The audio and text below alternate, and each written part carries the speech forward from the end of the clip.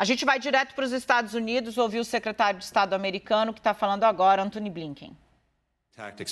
Rússia usar essas táticas antes na Síria e na Chechênia.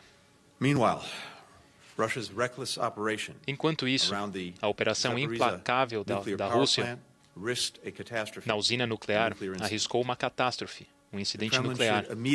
O Kremlin deve imediatamente cessar todos os ataques em usinas nucleares ucranianas e permitir que os funcionários voltem a trabalhar de forma segura. E a agência e o diretor mencionaram isso ontem, e nós precisamos que a Rússia atenda a isso. O povo ucraniano e o governo continuam a demonstrar uma coragem fantástica defendendo seu país e defendendo a sua liberdade e defendendo uns aos outros. Foi dito que se o presidente Putin invadisse a Ucrânia, nós aumentaríamos o nosso apoio para a Ucrânia para que eles pudessem se defender e imporíamos grandes sanções no Kremlin. E é exatamente isso que os nossos parceiros, aliados e os Estados Unidos estão fazendo. Como propósito da nossa reunião hoje com os nossos aliados do G7, da União Europeia e da OTAN, além das minhas discussões com o secretário-geral, com a presidente von der Leyen, e com a presidente Michel do Conselho, nós queremos que a nossa aliança seja forte o bastante para atender qualquer ameaça.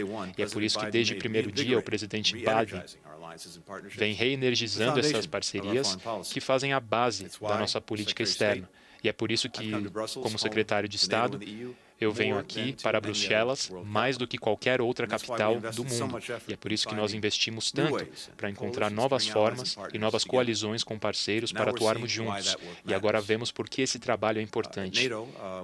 Na OTAN, nós trabalhamos com os ministros da Finlândia e da Suécia, e o representante Borrell, os ministros da Ucrânia, do Reino Unido, do Canadá e Stoltenberg também participaram da reunião com a União Europeia. Nunca antes a OTAN, a União Europeia e outros parceiros trabalharam tão próximos uns dos outros. Aqui nós temos um novo tipo de colaboração. E isso trará frutos não só para esta crise, mas também nos próximos anos. E os nossos aliados e parceiros europeus estão liderando de uma forma sem precedentes. Pela primeira vez, a OTAN ativou e implementou parte das suas forças. Diversos aliados, incluindo o Reino Unido, a Holanda, a Dinamarca, a Espanha e a França enviaram tropas, aeronaves e navios para reforçar as alianças no flanco do leste. Pela primeira vez, a União Europeia está financiando a compra e entrega de assistência militar para um país que está sob ataque. Adotamos o maior pacote de sanções da história contra a Rússia. E a União Europeia garantiu refúgio temporário imediato para todos os ucranianos. E pela primeira vez, nós invocamos esse mecanismo de proteção. Outros países também estão tomando passos extraordinários. A Alemanha está dobrando o seu orçamento de defesa. A Polônia está abrindo seus braços para mais de 500 mil refugiados ucranianos. A Suíça deixou de lado sua neutralidade para adotar as sanções contra a Rússia. E a lista continua. Esse e outros esforços pelos nossos aliados europeus aprofundam a sua cooperação. E isso não vai minar as linhas de comércio exterior. Recentemente, algumas semanas atrás, alguns questionaram se houvesse uma ameaça, se os nossos aliados europeus estariam dispostos a assumir parte do ônus, do risco e do custo para a defesa. Nos últimos 9 dias, os países da Europa demonstraram que estão mais do que preparados para assumir e cooperar. E os Estados Unidos estão do lado da Europa, perseguindo políticas e ações em coordenação com os nossos aliados e parceiros. Dou alguns exemplos. Nós destacamos mais de 7 mil tropas para a Europa, para fortalecer o flanco, e nós continuamos a apertar as sanções econômicas na Rússia. Ontem, como vocês sabem, nós prestamos um auxílio para dezenas de milhares de ucranianos vivendo nos Estados Unidos e mais de 10 bilhões foram fornecidos pelo Congresso para entregar assistência humanitária para a Ucrânia e na região das proximidades nas próximas semanas. Ontem, o presidente Putin disse que a sua, entre aspas, a sua operação militar especial está indo de acordo com o planejado. É difícil imaginar que esse plano incluía a defesa e a resistência tenaz do povo ucraniano, a solidariedade e a força da União Europeia e da ONU, os protestos na própria Rússia e o número sem precedente de empresas e associações, instituições culturais que estão cortando as relações com a Rússia, causando que a economia da Rússia caia em um precipício, mobilizando dezenas de milhares de russos protestando e outros que saem do país e transformando o Estado da Rússia em um Estado pária. Se esse era o plano do presidente Putin, de fato está funcionando. A Rússia nunca esteve tão isolada e nós nunca estivemos tão unidos. Porém, deixe-me reiterar um ponto, porque eu acho que é muito importante. Nós tomamos essas ações não porque estamos opostos ao povo russo. Nós não nos opomos a eles. Nós sentimos que dezenas de milhões de russos vão sofrer por conta das perigosas decisões tomadas por um pequeno círculo de líderes corruptos que consistentemente colocam seus interesses acima do povo russo, que estão fazendo tudo o possível para protestar essas decisões.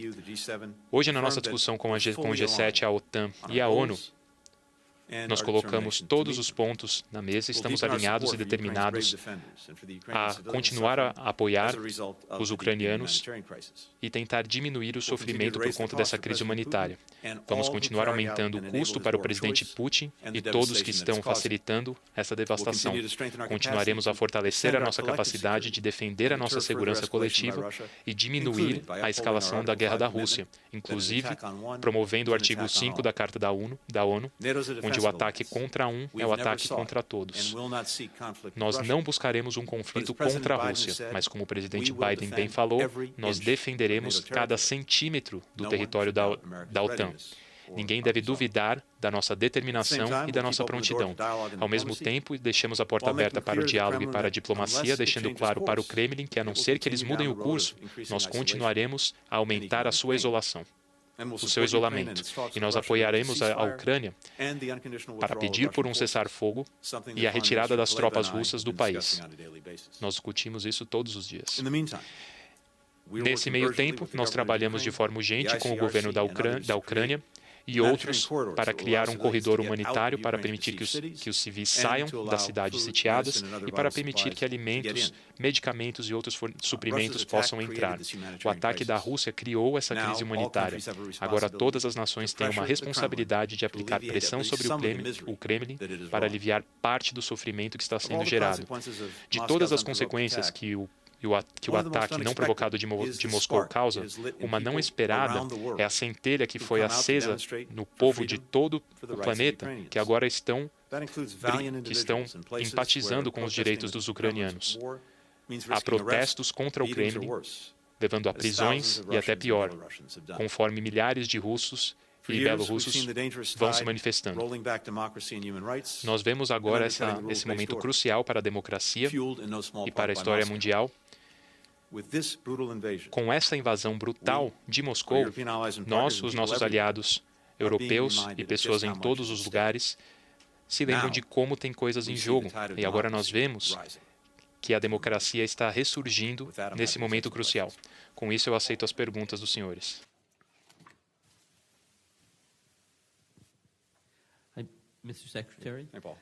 Senhor secretário, o Ocidente adotou sanções sem precedentes sobre a Rússia, mas ainda assim isso parece não ter diminuído o avanço da Rússia sobre a Ucrânia. Hoje, a OTAN parece declinar a ideia de estabelecer uma zona de exclusão aérea, o que poderia ajudar a proteger os ucranianos. Em vista disso, o que você poderia dizer aos ucranianos que apenas veem as coisas piorando, mais desastres, mais sofrimento e estão clamando por mais ajuda do Ocidente? E eu queria perguntar também mais uma coisa. Posso fazer a pergunta agora ou depois? A OTAN do Ocidente está envolvida em vários envios de suprimentos para a Ucrânia.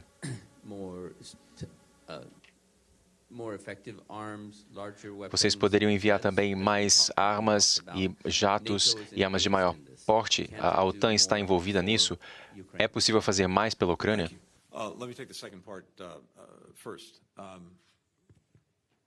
Bom, deixa eu responder a pergunta. Nós estamos em contato constante com a Ucrânia, estamos em contato constante com os oficiais, avaliando as suas necessidades, e estamos em contato e coordenação com os nossos parceiros constantemente para atender essas necessidades no quesito segurança e assistência. Nós já fizemos um esforço fantástico do ponto de vista dos Estados Unidos. Apesar dos pesares, nós fornecemos, no último ano, mais de $1 bilhão em assistência de segurança para a Ucrânia.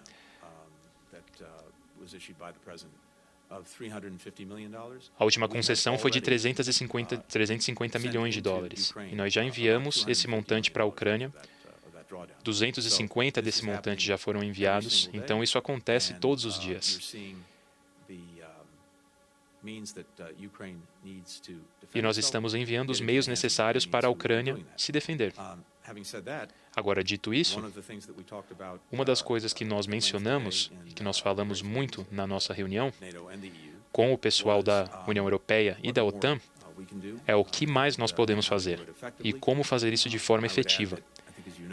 Aliás, como você sabe, o ministro compareceu à nossa reunião remotamente, através de vídeo. Estamos conversando sobre as necessidades da Ucrânia. Estamos trabalhando nisso todos os dias. Além disso, já faz uma semana e meia, quase, que nós estamos presenciando esse terrível ataque realizado pela Rússia. E nós já tivemos um impacto drástico, muito além do que qualquer pessoa esperaria na Rússia e na sua economia.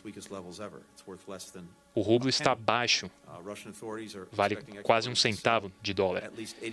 E 80% da sua moeda nacional está em risco atualmente. O mercado de ações está fechado há dias. Depois que abrir, esse vai ser o período mais longo de fechamento desde que a Rússia teve a sua crise. Nós temos aqui taxas de juros altíssimas de 20%. Eu tenho uma lista de 5 páginas de todas as empresas que saíram da Rússia. Então, o impacto está sendo sentido, ele é potente, ele é real e ele está aumentando. Então, vamos ver como a Rússia responde a isso conforme isso acontece. Outro ponto.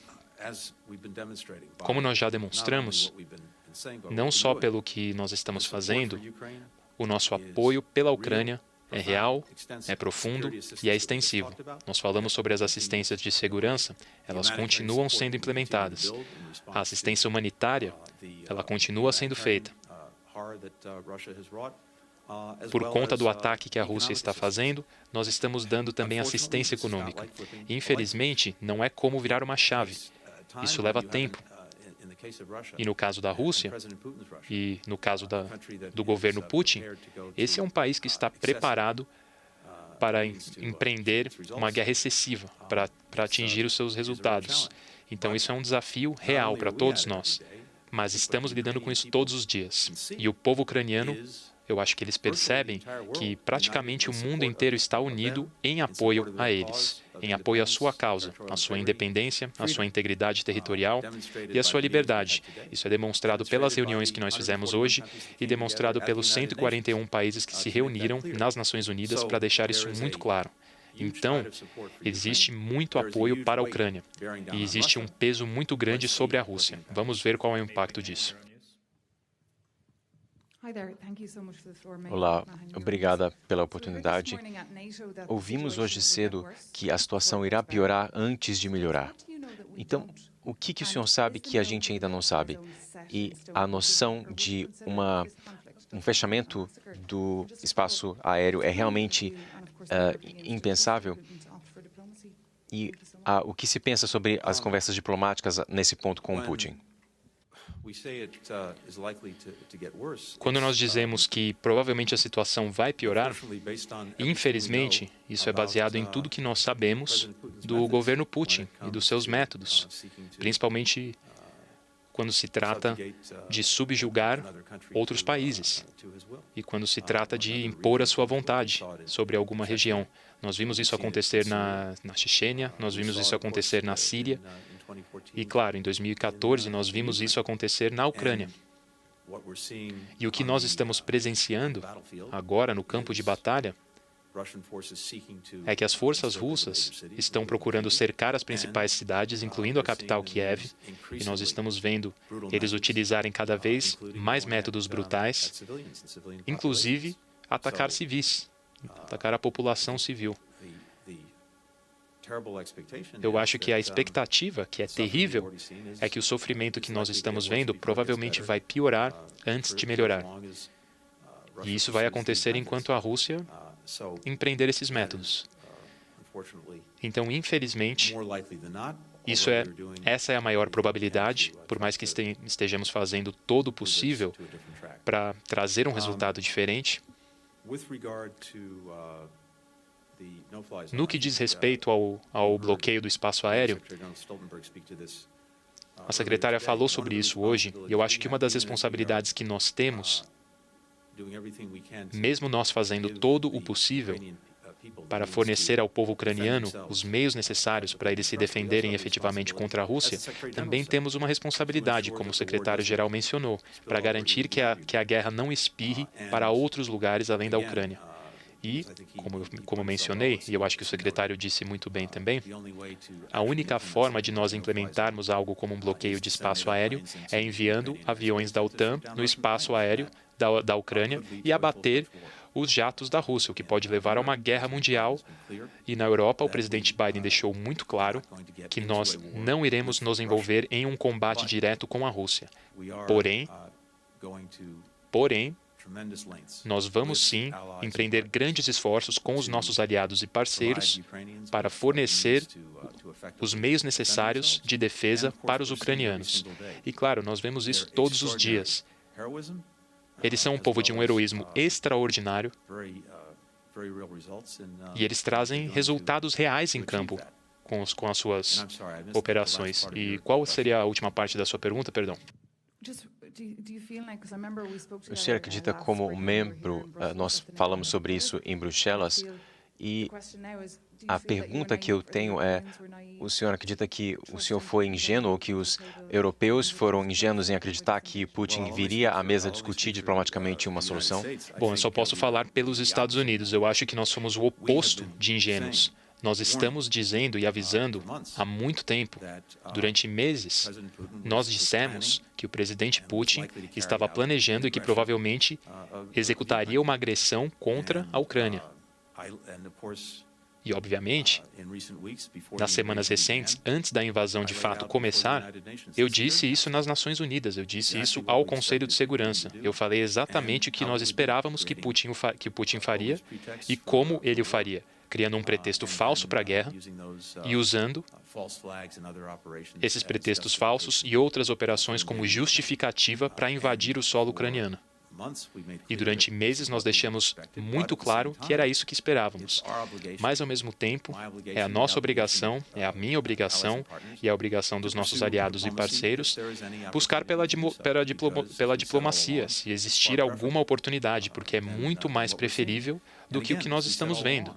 E como nós dissemos desde o início, existem dois caminhos possíveis. Um é a diplomacia e o diálogo, e o outro é a agressão contra a Ucrânia. E nós dissemos que estaríamos preparados para qualquer uma das posturas russas. Estamos.